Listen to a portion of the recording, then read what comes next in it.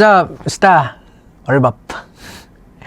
Gusto ko lang i-share, naalala ko lang bigla yung sinabi sa amin or naikwento sa amin ni Sir Gary V nung nasa isang event kami. Sabi niya, nagpunta siya sa isang school. Nagkaroon siya ng talk. Tapos nung tinanong niya yung mga estudyante, sabi niya, kamusta na kayo?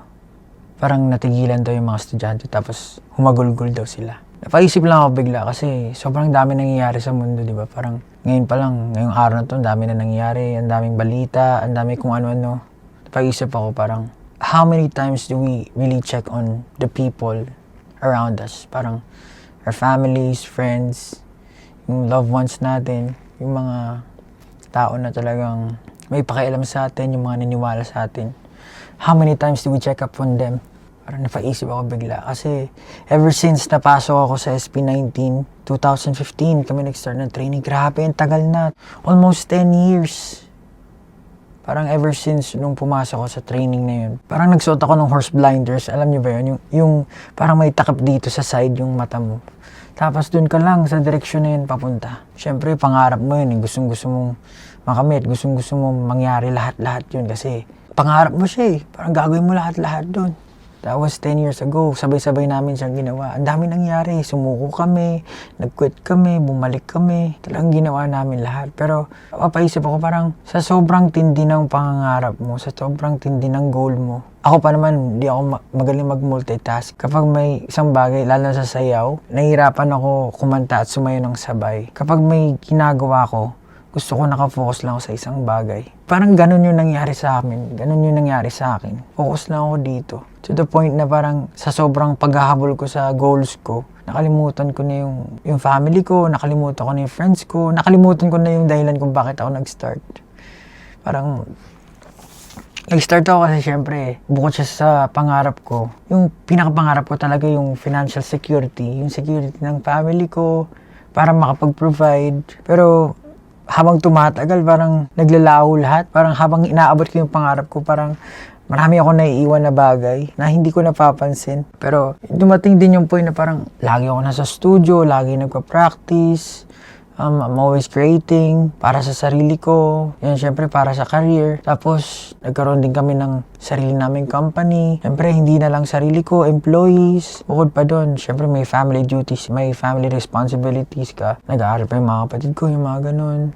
Sobrang dami talaga nagsasabay-sabay. Meron pang insecurity, mga anxiety. Gagawin mo talaga lahat eh. Parang doon ka na lang magpo-focus. Kasi ayaw mo mag-fail, ayaw mo masayang lahat nung mga pinaghirapan mo. Pero yung oras kasi parang hindi ka nun hahantayin eh, yung oras. Yung oras, kahit gaano, wala siyang pakialam kahit gaano kalaki yung pangarap mo. Parang tatakbo lang siya, hindi siya magpo-pause para sa'yo. Parang nagkaroon ako ng time para mag-step back din, tingnan lahat na nangyayari. Kasi yun nga, hindi na ako nakakapangamusta sa mama ko, sa family ko, sa tatay ko. Yun nga, nagchat-chat na yung mga magulang ko, labas naman tayo. Yun pa, medyo mahirap din lumabas kasi yun yung kapalit ng kapag nakikilala ka, yung privacy mo. Hindi naman sa nagre-reklamo ka, pero wala na talaga yung total privacy kasi kilala ka ng mga tao. Siguro, nung lagi ako nasa stage, lagi ako nasa studio, walang oras sa family, nagtutour kami, pagbalik dito, gagawa na naman ng panibagong kanta. Siguro yung yung pinaka talagang nag-hit sa akin nung time na nasa tour kami, Wyatt Tour. Nasa Davao ata kami nun. Nung na-receive ko yung message ng kapatid ko na parang na-stroke daw si mama. Naging sakit niya is parang nagkaroon siya ng hydrocephalus na caused by intraventricular hemorrhage. Nasa tour kami nun. Di ako makafocus talaga. Grabe. Gusto ko na umuwi. Gusto ko bumaba ng ayoko na mag-perform. After nung concert na yun, nagpabook agad ako. So, naiwan yung SB. Nagpabook agad ako ng flight pa uwi. Tapos, nakita ko yung mama ko nun. Yung parang nakakalimutan yung pangalan ng kuya ko. Tapos hindi alam kung gagaling siya. Parang miracle talaga yung nangyari. Tapos nandun ako sa waiting na upuan. Kasama ko yung kapatid ko. Palitan kami. Pero parang tindi ng prayers ko nun. Sa lahat ng kaba ko, yun yung pinakaba na hindi ko makakalimutan. Kasi parang, alam mo yun, parang after everything that you've been doing para sa sarili mo, para sa family mo, parang mababaliwala lahat yun. Kasi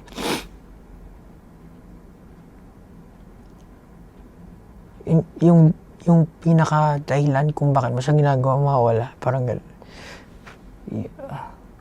Parang malaking dagok talaga sa akin yun na parang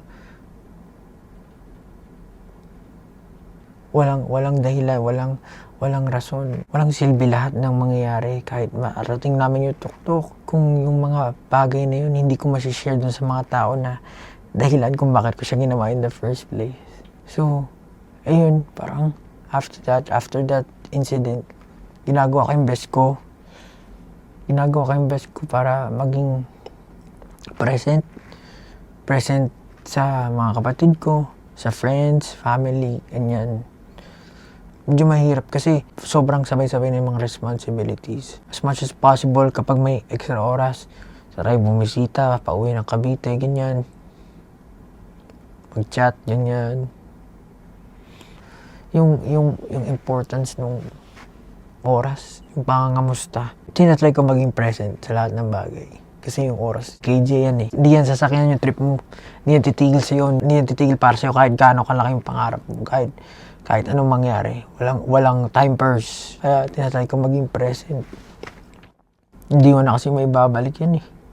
Kahit gaano ka bright yung ilaw, didilim din lahat. Magdidilim. Siguro hindi ko makakalimutan.